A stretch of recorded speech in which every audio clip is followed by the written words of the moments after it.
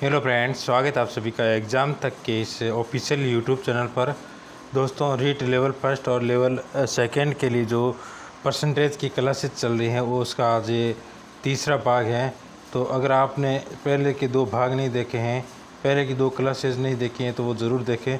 दोस्तों, हम इस यूट्यूब चैनल पर जो शॉर्ट ट्रिक वीडियो है जो अपलोड कर रहे हैं, तो आप उसको देखना ना भूलें, जिससे आपको क्वेश्चन सॉल्व करने में टाइम की बचत होगी।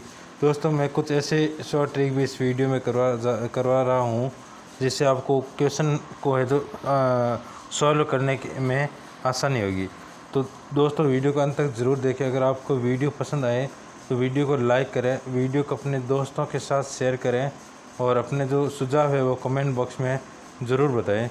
और दोस्तों, अगर आप चैनल पर नए हैं तो आप चैनल को सब्सक्राइब करना ना भूलें और बेल आइकन दबाएं, ताकि आपको जो भी आगे का अपडेट है वो अपडेट आपको मिल सके।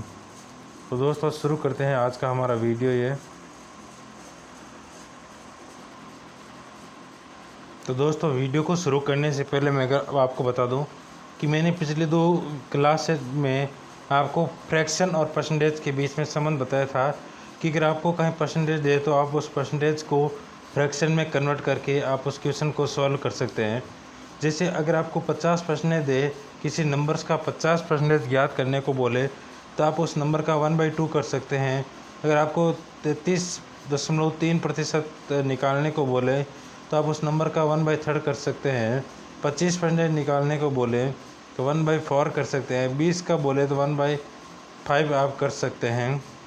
अगर आपको 16.6 का बोले या फिर 16/2/3% आपको किसी नंबर्स का ज्ञात करना है तो उसका आप 1/6 भी कर सकते हैं। और आपको 40/2/7 बोले 40/2/7 बोले अगर आपको बोल दे कि किसी नंबर्स का, जैसे 343 का आपको 40/2/7% जो निकालना है तो आप उसका 1/7 भी कर सकते हैं। 1/7 भी आप इसका कर सकते हैं। 1/8 के लिए आप 12.5 का भी कर सकते हैं। 1/8 1/9 के लिए आप 11 से ही 1/9 कर सकते हैं। और 1/10 का 10% हो जाएगा। और 1/11 का जो है वो आपका 9 से ही 1/11 हो जाएगा। देखो दोस्तों, 1/9 का तो है 11 से 1/9 और 1/11 का 9 से 1/11। ये फ्रैक्शन आपको ध्यान में रखना ज़रूरी है। ये 1/9, 1/11, 1/6, 1/7 और 1/3 ये आपके महत्वपूर्ण है जो फ्रैक्शन है, इसको आपको ध्यान में रखना है। तो चलिए शुरू करते हैं आज का हमारा वीडियो।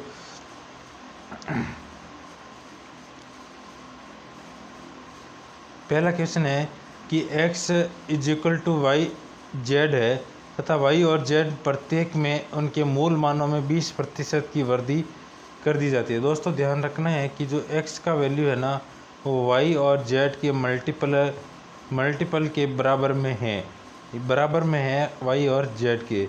अगर y और z के जो वैल्यू में है आपकी 20% की कमी की जाती है। दोस्तों, 20% मैंने अभी आपको फ्रैक्शन में बताया था कि 20% क्या होता है। 20% होता है आपका 1/5। ये ध्यान रखना है, 1/5 होता है 20%।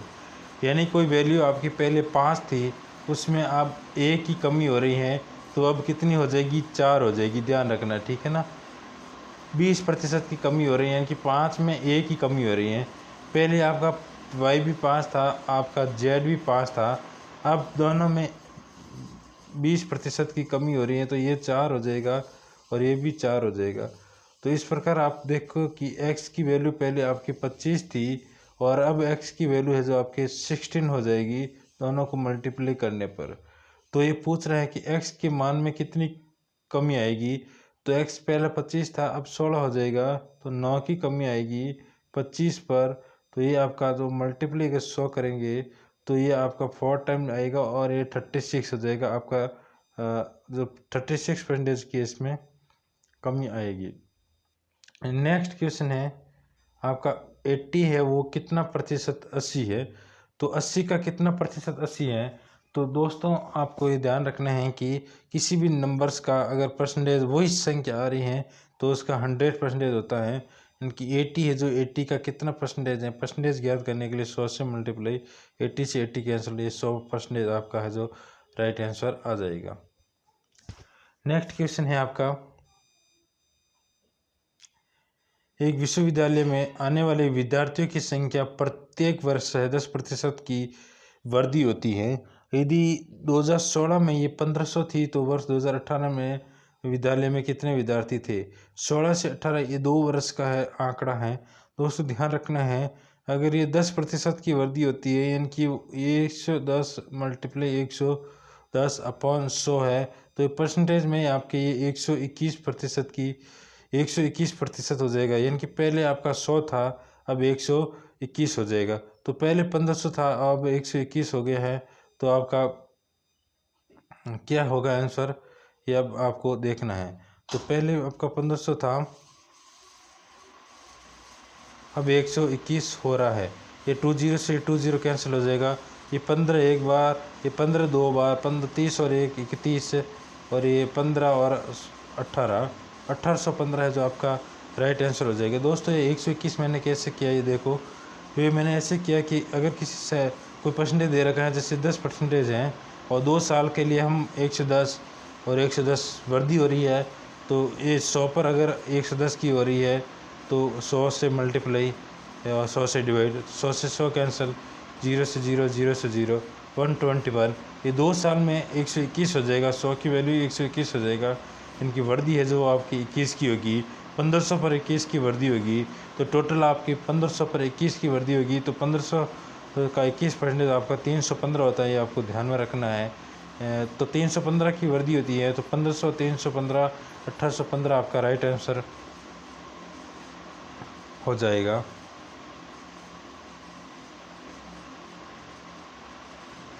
नेक्स्ट क्वेश्चन है, किसी संस्थान में एक सदस्य की संख्या 2500 थी। यह संख्या पहले वर्ष में 10% की वृद्धि होती है और फिर 10% की कमी होती है। पहले 10 की वृद्धि हुई है, फिर 10 की कमी हुई है। तो पहले अगर 100 थी तो अब कितनी होगी, तो 100 से भाग देने पर 99 हो जाएगी। पहले 100 थी, अब ये 99 है। 1% की है जो आपकी कमी हुई है, 1% की। नंबर्स में पूछ रहे हैं तो 2500 का 1% आपका 25 होगा, और 25 सदस्यों की है जो इसमें यहाँ पर कमी हो रही है। एक व्यक्ति अपने आय का है जो 80% व्यय करता है। दोस्तों ध्यान रखना है, कोई भी आपको वेरिएबल नहीं दे और आपको परसेंटेज में वैल्यू दे रखी है, तो आपको उसका वैल्यू है जो 100 मानना है। कोई भी क्वेश्चन का चाहे परसेंटेज हो चाहे कोई भी हो, उसको आप 100 मानना है। 100 में से वो 80% है जो आपका व्यय करता है, 80। और तो सेविंग कितनी होगी, सेविंग होगी उसकी 20%। अब उसकी इनकम है, ये पहले इनकम आपकी इसकी 100 थी, अब इसकी इनकम है जो 120 हो रही है, इनकी 20% बढ़ रही है। और व्यय में 10% की वृद्धि हो रही है। व्यय पहले वो 80 कर रहा था, अब वो 10% की वृद्धि हो रही है, तो अब 88 है परसेंटेज है जो व्यय कर रहा है। तो उसकी बचत में कितनी वृद्धि होगी,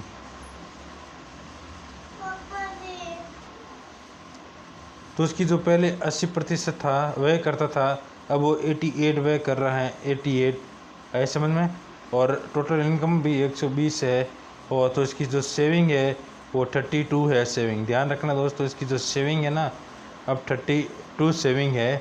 और पहले जो सेविंग थी उसकी 20 थी, तो अब सेविंग में उसकी वृद्धि कितनी हुई, तो सेविंग में वृद्धि उसकी हुई है 12%। किस पर, 20 पर, मल्टीप्लाई 100 से, ये 5 टाइम जाएगा, और ये 16 आपका जो राइट आंसर हो जाएगा। दोस्तों 32 भी ऑप्शन में दे रखा है, लेकिन 32 आपको नहीं करना है। 32 तो आपकी सेविंग हो रही है, यानी कि सेविंग परसेंटेज है, ठीक है। 120 पर 32 हो रहा है। एक व्यक्ति के मूल वेतन में 20% की वृद्धि होती है। ध्यान रखना, अगर पहले वेतन 100 था तो अब है जो 120 हो रहा है, लेकिन वेतन वृद्धि के बाद भी उसे उतनी ही राशि प्राप्त होती है। वेतन वृद्धि हो गई फिर भी उसको 120 रुपये नहीं मिलकर 100 रुपये ही मिल रहे हैं, तो उसे अपने वेतन का कितना प्रतिशत राशि प्राप्त नहीं हुई है, तो उसको वेतन का 20 मतलब देखो 20 रुपये है तो इसको नहीं प्राप्त हुआ है, 20 कम प्राप्त हो रहा है। किस पर, 120 पर 20 कम प्राप्त हो रहा है, तो ये 0 से 0 कैंसिल हो जाएगा और ये आपका हो जाएगा 6 टाइम्स और ये हो जाएगा 10, ये 5 और ये 3 टाइम हो जाएगा, तो ये 50/3 50/3 है जो राइट आंसर आपका हो जाएगा। ये इम्पोर्टेंट क्वेश्चन है, अब इसको आप ध्यान से देखना है। एक तार को 2 टुकड़ों में काटा जाता है, एक कोई वायर है उसको 2 टुकड़ों में काटा जा रहा है और तार की लंबाई, एक जो बड़ा वाला टुकड़ा है ना, ये तार की लंबाई का 60% है, यानी कि ये टोटल है 60%। ये बड़ा टुकड़ा है तो छोटा वाला कितना होगा, 40% होगा, ये तो श्योर है। तो आपको ये बताना है कि जो बड़ा वाला टुकड़ा है ये छोटे वाले टुकड़े से कितने प्रतिशत लंबा है। अगर ये 60 है, ये 40 है, तो इससे 20 ज़्यादा है। किस पर 20 ज़्यादा है, 40 पर ज़्यादा है, तो ये 1/2 होगा। 1/2 ज़्यादा है, 1/2 का फ्रैक्शन 50% होगा, 1/2 का परसेंटेज 50% होगा, तो आपका राइट आंसर है जो 50% होगा। ये 40 है, ये 60 है, तो 40 से 60 कितना ज़्यादा है, 20 ज़्यादा है। परसेंटेज में कितना ज़्यादा है, 50% ज़्यादा है। एक विद्यार्थी को परीक्षा में उत्तीर्ण होने के लिए 36% अंक प्राप्त करने हैं, लेकिन उसने 28% अंक प्राप्त किए हैं। उससे डिफरेंस है जो आपका 6 नंबर डिफरेंस है। आपका जो परसेंटेज में डिफरेंस है वो 8 है, नंबर्स में है जो 6 है। 100 में कितना होगा, तो 6/8 मल्टीप्लाई आपको 100 से करना है, ये जाएगा 7 टाइम्स और ये 5 टाइम 75 टाइम्स इसका है जो कैंसिल होगा 75 टाइम्स, तो 75 है जो आपका ये राइट आंसर हो जाएगा। 50 का कितना प्रतिशत है जो 2 सही 1/4 प्लस 1/4 है, तो 50 का कितना प्रतिशत है जो ये है, तो ये 4 को मल्टीप्लाई करेंगे 8 और ये 9, तो ये 9/4 प्लस 1/4, ये हो जाएगा आपका कितना, 9 और 4 हो जाएगा, 9 और 10 हो जाएगा, 10 हो जाएगा, 10/4 है, 10/4 यानी कि 2.5 है। 2.5 50 का कितना प्रतिशत है, तो 2.5 25 हो जाएगा, नीचे 0 हो जाएगा और ये 20 से 20 कैंसिल और ये 5 टाइम हो जाएगा, ये 5 से 5 कैंसिल हो जाएगा, ये आपका राइट आंसर है। वापस देखो इस क्वेश्चन को कि ये पूछ रहा है कि 50 का कितना प्रतिशत है ये, तो ये है योग करना इसका, ये ऐड करेंगे तो 4 का 1 ये हो जाएगा, 4 को मल्टीप्लाई करेंगे तो 8 और ये 1 9, तो ये होगा आपका 9/4 और ये होगा 1/4। दोनों को ऐड करेंगे, नीचे है जो सेम है तो ऊपर वाले को ऐड करेंगे, ऊपर 10 नीचे 4, 10/4 को अगर सॉल्व करेंगे तो ये 2.5 आएगा और 2.5 50 का कितना प्रतिशत है, यही आपको याद करना था। नेक्स्ट क्वेश्चन है आपका, किसी परीक्षा में 40% विद्यार्थी हिंदी में फेल हुए, हिंदी में है जो 40% विद्यार्थी फेल हुए, इंग्लिश में है जो 50% विद्यार्थी फेल हुए और दोनों में 13% विद्यार्थी फेल हुए। तो देखो 50 और 40 90% फेल हुए, लेकिन दोनों में कॉमन 13 है, तो टोटल कितने 77% फेल हुए। ये तो बात समझ में आई। देखो हिंदी में 40 हुए, इंग्लिश में 50 हुए और जो कॉमन है वो दोनों में 13 कॉमन है, कॉमन हो गए, तो टोटल 77% है जो फेल हुए हैं और 69% विद्यार्थी दोनों में पास हुए हैं। 69 है जो दोनों में पास हुए हैं, तो 77 फेल हुए, तो परसेंटेज में 23 पास हुए हैं, तो ये आपका 23 से 3 बार कैंसिल होगा और परसेंटेज से तो 100 से मल्टीप्लाई करेंगे तो 300 है जो आपका राइट आंसर हो जाएगा। तो ऑप्शन नंबर बी है जो आपका राइट आंसर हो जाएगा।